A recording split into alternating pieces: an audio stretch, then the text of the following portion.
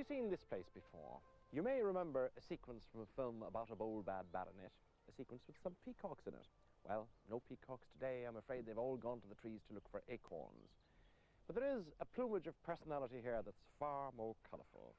And if he's not quite a baronet, he certainly manages to convey the impression that he is at least a sir, in which impression he is backed up by Oli Telephone Heron, the Irish telephone directory. The man with the Dalmatians behind me is Rex Beaumont, described among telephone subscribers as Beaumont Rex Bart, hence the titular confusion. Bart's his second name. It's not short for baronet. His friends call him Bart. He is, even by the measurement of Irish acres, which aren't bounded by statute, an extraordinary person. He owns this place, Belvedere, on the shores of Lough Ennel, where, you may recall, sweet smelt the breeze mid the garlic and fennel. He writes poems, paints pictures, farms land and cattle, breeds horses, sings the peasantry, supports the indomitable Irishry, and regards life as a whirlpool, of which he is the vortex. Despite the name and the ambience, he is of humble but proud birth. Born, he told me once, amid a stunned silence, the bastard son of a Caucasian dancing girl and a Jewish banker. Come and meet this unusual person. Rex Bart Beaumont, how do you do? Nice to meet you. Just as I like, Frank. How do you? Your mother wasn't really a Caucasian dancing girl, was she? Of course not. She was a French person. What did your mother look like? My mother looked and was quite French, and when she died, she still had beautiful black hair and was a very, not a pretty woman, but as the French say, une jolie laide, an ugly woman with great charm and beauty. How did you get on with your father? Not at all. He used to beat me horribly and always looking for an excuse to beat me. I don't know what it was, but there was some mystery about my birth, and someone knew about this and often said to me it was a pity I couldn't be what I should have been. Let's move on to the days you went to school. What were they like? Well, happy, because I was always up to devilment, and if anybody was in trouble, they were looking for me, because I led all the escapades. We once had trains held up for days. We stole some of those grenades from a fireman's hut and put them on the railway line, and used to grease the trucks, and they skidded backwards, and Salvation Army came to town, and we got their Persian cat and trimmed it like a lion. Then we used to go in the hall where they had wooden benches and unscrew the fittings and be sitting with bramble thorns to tickle the backsides of the old cows that were singing Hounds for the Love of Allah. Did your teachers like you? Some did and some hated me. As it is in life, I have no mediocre friendships. It's either black or white. People love me and care for me, or they hate me.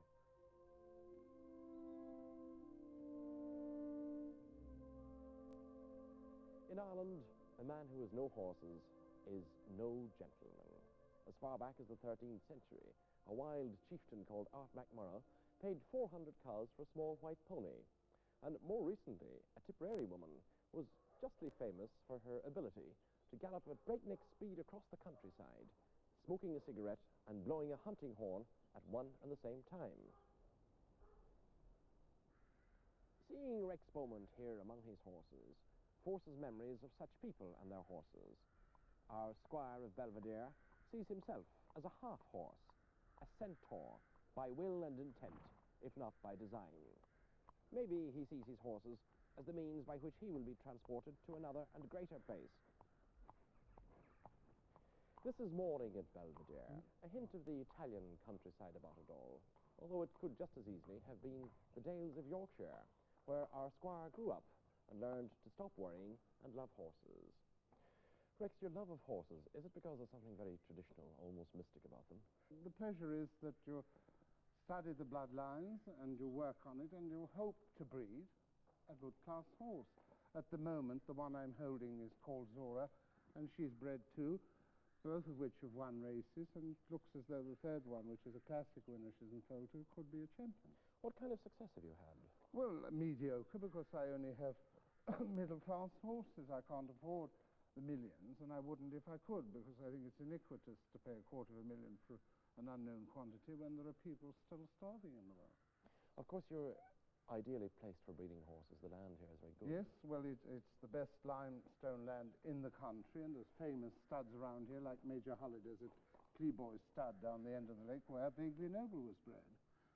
In fact, I prefer horses to people. Why? Well, they don't kick you if they like you, and they don't bite you. People do both, even if you help them, don't they?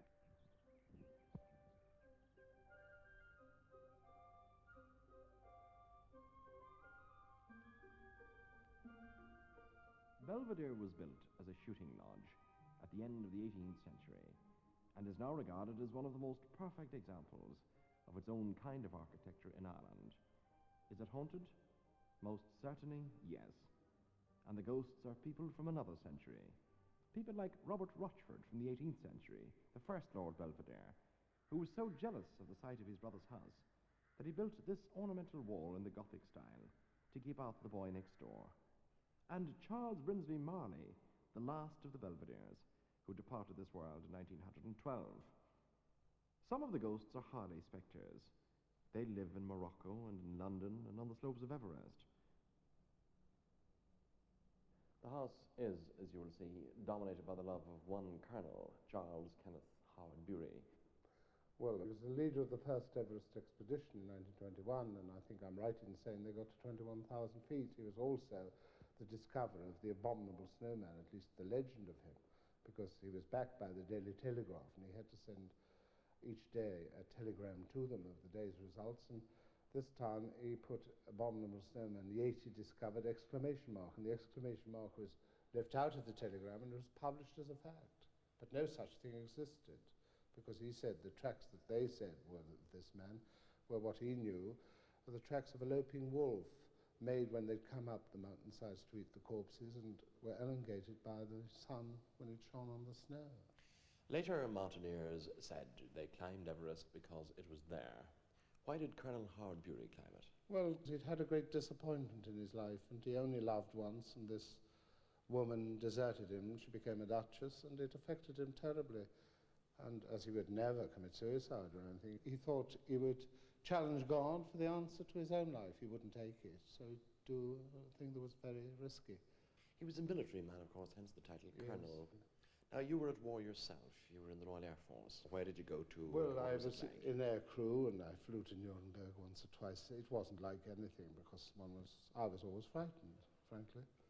Were you dropping bombs? Sometimes. How did you feel about that? Well, felt we had to. I don't like war. I don't believe in war. It's always settled round a conference table in the end. There shouldn't be wars if people would be intelligent. This is Mullingar, a town of which it has been said.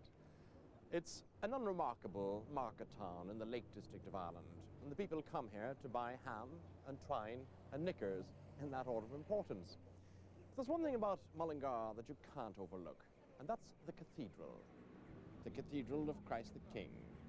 It dominates the town and the skyline in the same attitude of magisterial propriety found in all churches in all Irish towns. In 1948, Boris Anrep, the Russian artist, so beloved of the Bloomsbury set, did the mosaics in the cathedral, one of St. Anne and one of St. Patrick. James Joyce was not unknown in Mullingar, but Molly Bloom never walked down these mean streets. Rex Beaumont does, though, and he does so with the air of a faintly restive prince, certain how much to give, uncertain how much to take.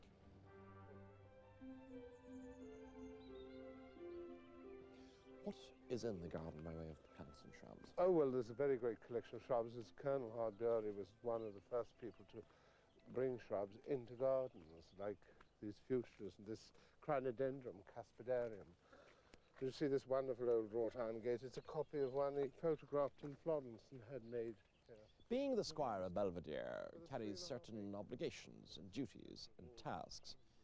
Once a year, or twice if the spirit is willing and the flesh is up to it, the place is open to the public, and the squire leads the droves of Westmeath through the shrubberies and the herbaceous borders, across by the fountain, down by the euonymus, into the hothouse. Quite a big tree there. These are wonderful hibiscus. Some of the bigger ones came from Sikkim, and that's a bougainvillea, that one came from Sikkim, actually. The others came from Cyprus, the mauve ones. Is this more bougainvillea here? That's another type of bougainvillea, yes. That's rather Gorgeous common. flowers, aren't they? And beautiful, and flowers mostly all year round. And this is a variegated pineapple, which is very rare. It grows as a plant here, would produce eventually. And then we have here that fascinating gigantica, the strelitzia. It makes those big parrot-like flowers. That's exotic, and this jasmine, which flowers at Christmas. Rex Beaumont claims an affinity with horses, but he also exercises a kind of benevolent feudalism over the chosen peasantry. He is undoubtedly patriarchal in the grand manner. In fact, for a brief time, Belvedere almost became the Venice of County Westmeath, with Mr. Beaumont as the Grand Senior. But if there were to be a matriarch, elected by the people and approved by Mr. Beaumont, it would certainly be Dinah Roach, who saw service at Belvedere for 25 years. Come on, sit down. Like old times. Yeah. And you know Frank Delaney? Yeah. Yes, Hello, Richard. Dinah. How are you? He's a nice man now. Yes, and big hefty one too, just as you Yeah. like. Do you remember Mr. Beaumont coming to Belvedere? Well, I do. I wasn't there when he came really, but he was... Can you remember the first time you Oh, met him? yes. Can you tell me about it? Well, he was a great man. He come. He got everything done. It was a new place since he come. For instance, he got painting done. There was all yellow paint inside on the walls. It was I terrible just looking. told them, a nasty That's name for the it. terriblest place ever you seen. Very cold. He made it all Do lovely. you remember the hoar frost that was on the carpet in Indeed the I winter? do. What was life like in Belvedere in those days? Well, very quiet and dry. I was in with an old housekeeper. And what was she like? Well, she was all right. She was tiresome. You're my maid and I'm your mistress. What was it like for a young girl like yourself living Terrible. there in Belvedere?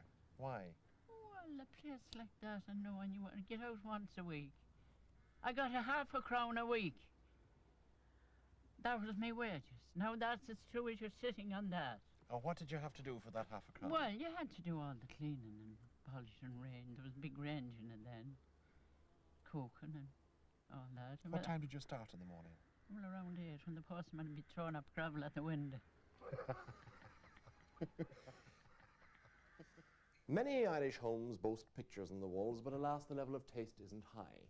There's something which deadens the aesthetic nerve in pictures of the Sacred Heart of Jesus, flanked by President Kennedy and the late Pope John the 23rd. So, onward and upward to pleasure then, as Mr. Rex Beaumont displays a few of his favourite paintings.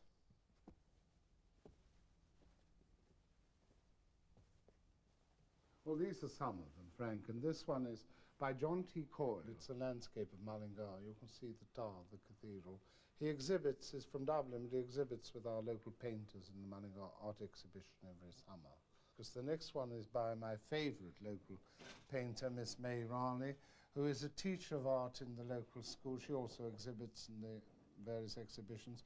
If you were to become a collector on the grand international scale, as it were, who are the people you would collect? Well, I wouldn't collect Dali or Anagonda or any of those people because they bore me stiff.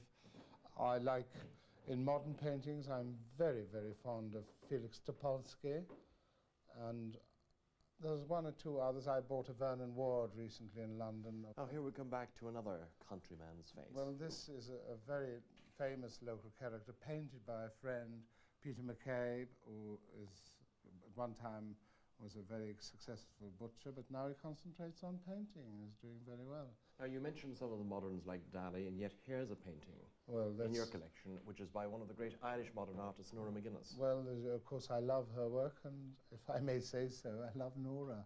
She's a very brave woman, a very talented person, and I'm very flattered to have that one in my collection. I think it's Portmarnock Strand. And from something modern to something classical. Is that a Van Dyck? Yes, it is. It's the Blessed John Herman, Joseph Herman, kneeling to the Virgin.